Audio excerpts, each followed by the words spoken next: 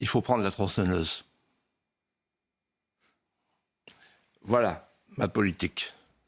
La tronçonneuse. Il faut aller chercher Mila. Il lui dit, comment t'as fait? On va faire pareil. C'est très simple. Il y a les recettes, il y a les dépenses. Moi, mon principe, c'est celui du bon sens de tous les patrons de PME. Et il y a un patron de PME qui me disait ce matin, en fait, il n'y a qu'une seule politique pour la France, pour redresser la France, c'est moins d'impôts, moins de dépenses. C'est simple. Hein. Moins d'impôts, moins de dépenses. Voilà. Et on a aujourd'hui le record du monde des prélèvements. Moi, je me souviens, quand j'étais jeune, c'était 30%. Vous vous rendez compte, en 1900, les prélèvements en France étaient de 10%. Et après, on a fait l'impôt sur le revenu en 1914 et ça s'est emballé.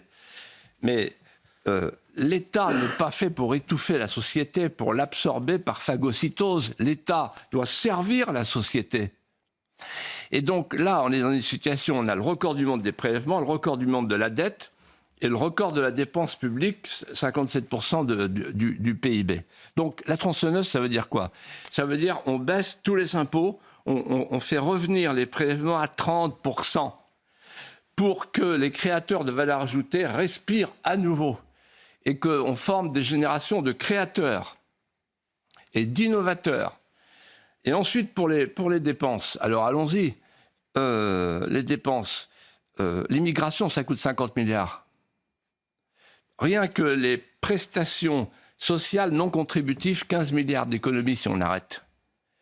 Bon, les agences de l'État, les agences, il y en a 1200, c'est à peu près 80 milliards d'euros. On peut peut-être en supprimer quelques-unes, notamment l'ADEME, vous savez, qui nous conseille la manière de mettre notre liquette et de changer de slip. Vous vous souvenez, on avait fait un truc là-dessus, je vous avais même pas cru quand vous aviez montré les images. Ceux-là, ils ne sont pas indispensables. Ensuite, la privatisation de l'audiovisuel public, 4 milliards. Bon. Ensuite, l'aide au développement, c'est Sarah Knafo qui a donné le chiffre, 150 milliards, il n'a pas été démenti, 150 milliards. 15 milliards. 15 milliards. Bon, c'est pas mal.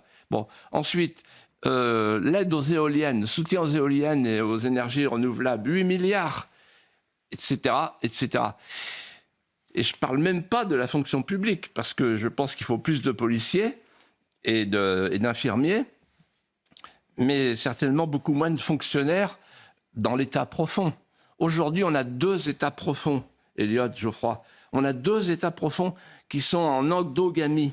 L'état profond français et l'état profond européen. Et donc, vous voyez bien ce qui est en train de se passer au niveau européen. La directive sur le permis de conduire, la directive sur le découvert bancaire. On est devant un système autoritaire qui nous coûte de plus en plus cher, qui est de plus en plus bureaucratique et de plus en plus normatif. Voilà. Et donc, en réalité, il faut couper dans les dépenses, mais à la tronçonneuse. Et alors, ça va faire mal dans la structure publique, mais on va faire respirer la structure privée. En fait, c'est simple, l'économie. Et je crois qu'il y a quelqu'un tout à l'heure qui disait la première chose à faire pour les nouveaux députés, il faudrait qu'ils passent 2 semaines dans une entreprise et que le patron leur explique ce que c'est qu'un compte d'exploitation. Moi, j'ai eu la chance, en créant le Puy du Fou, de savoir ce que c'est qu'un compte d'exploitation, les bidas, etc. Sinon, je n'aurais pas fait ce que j'ai fait. Bon. Mais une fois qu'on sait ce que c'est qu'un compte d'exploitation, on fait attention à l'argent public. Et ce que je vais vous dire, c'est très simple. L'économie, c'est vous avez la sphère publique qui est indispensable pour protéger la sphère privée. Mais la sphère publique ne doit pas remplacer la sphère privée. Sinon, on est dans un régime totalitaire. La sphère publique est au service de la sphère privée. Il faut donc que la sphère publique s'en tienne aux régaliens pour que la sphère privée puisse continuer à faire vivre et respirer la société, les forces vives de la société.